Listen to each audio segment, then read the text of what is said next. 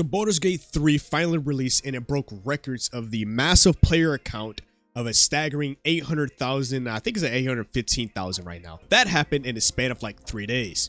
So I played around 2 hours or so, and I wanted to kind of just sit down and give you guys my first impressions regarding Baldur's Gate 3. And right now, it's only been 2 hours, and I'm having a blast with this game.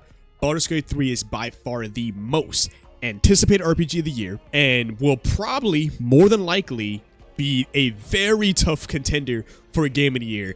I feel like it can compete with the likes of Final Fantasy 16. It can compete with Tears of the Kingdom. This game is a banger, and I want to tell you guys why it is a banger. This game was being developed by Larian Studios, the exact dev team for Divinity Original Sin 1 and 2, and I want you guys to follow me as I take you on my D&D journey in Baldur's Gate 3. So the biggest thing it is the character creation, right? I literally created my actual D&D class in Baldur's Gate 3, which I technically, in my current session that I'm playing right now in Dungeons & Dragons, I am a red dragonborn warlock sage that listens to the great old ones, and it's literally my actual D&D character, and it's crazy how extensive the character creator really was in Baldur's Gate 3 and really showcasing the expansiveness of the D&D world. This is what made me extremely hyped before I began to even play the game.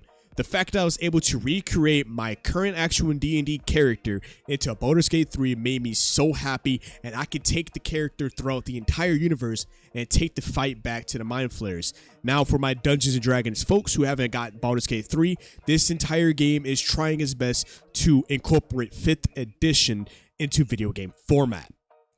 But speaking of the Mind Flayers, right? This particular session or campaign takes place in Baldur's Gate. It's after the events of Baldur's Gate 2, Shadows of Am. The player character is infected with a Mind Flayer parasite, which gives them powerful abilities, but also threatens to take over their mind. The story does revolve around the player's quest to find a cure to the parasite and stop the Mind Flayers from taking over the world. But let's jump into gameplay, probably one of the reasons why you guys are here. Players can create a party up to 4 characters, choosing from a variety of races and classes. The game is set in the city of Baldur's Gate, which is under attack by the Mind Flayers that I said previously. Players must explore the city, the surrounding areas, fighting all types of monsters, all different types of Mind Flayers, completing quests in order to stop these guys and save Baldur's Gate. Now, the actual combat is just a little bit of a tweak, right? So this game features a turn-based combat system with the player controlling their party of up to a decent amount of characters. Right now, I'm playing up to maybe 4 or so by the time in my 2-hour gameplay. Astarion and Gale, and of course Shadowheart. The game also features a variety of NPCs with whom we can actually interact with, and they all have their branching storylines. And you know, I'm trying to go in a safer route, so like with Shadowheart, very first thing in the beginning of the game, I knew that she was very protective over this die, so I chose not to go after her. Like, there's so many different things that really plays homage to actually being a Dungeons & Dragons game. Now, the narrator, which in my opinion, I'm pretty sure the narrator of the game is technically your dungeon master. Now, if you guys are much further in this, please let me know. I'm going to continue playing, of course. But it gives you the vibe of a dungeon master, which is the Dungeons & Dragons term meaning game master or someone who controls the game. And you can hear the narrator during the dialogue options.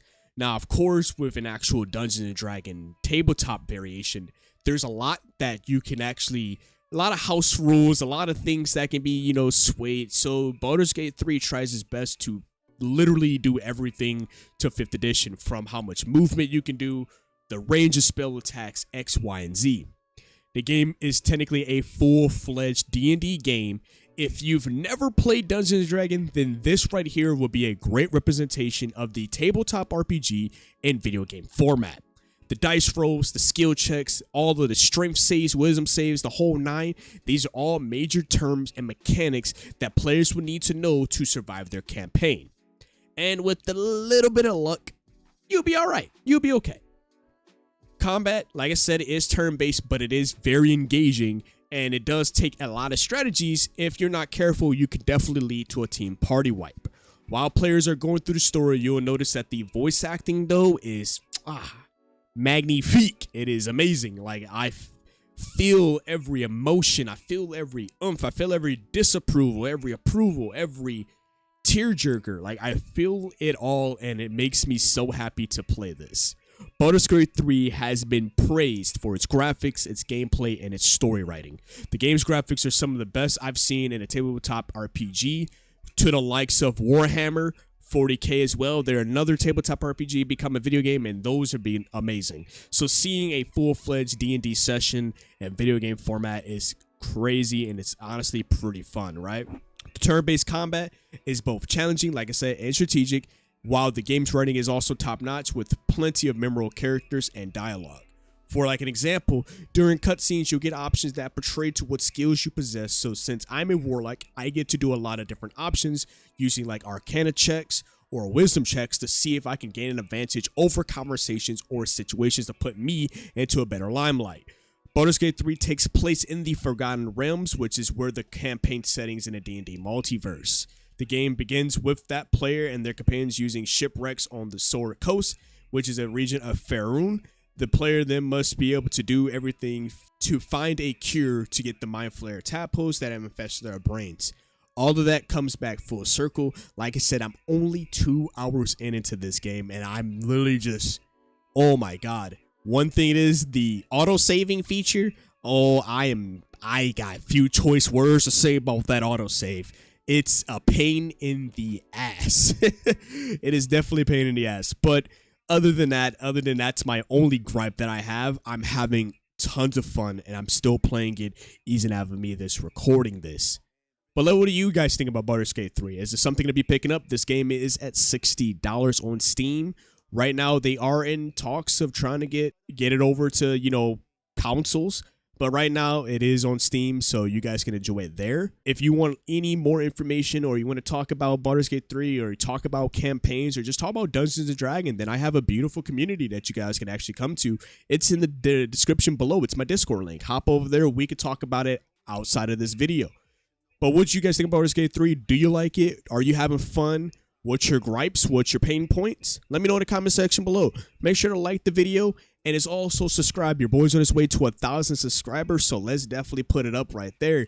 Let's get it. Other than that, it's been your host, KSDTV, here at Chaotic Inc., signing out. Peace. The fest, I don't sleep, that's so weak, don't plan to rest. I'm from a hood where you die if you don't pack a vest. No culinary degrees, but whipping crack the best. Chefing, hard times taught lessons. Praying every night to pull up in park Benzes. What's my home is what you call trenches. You wouldn't last a day seeing life through all lenses.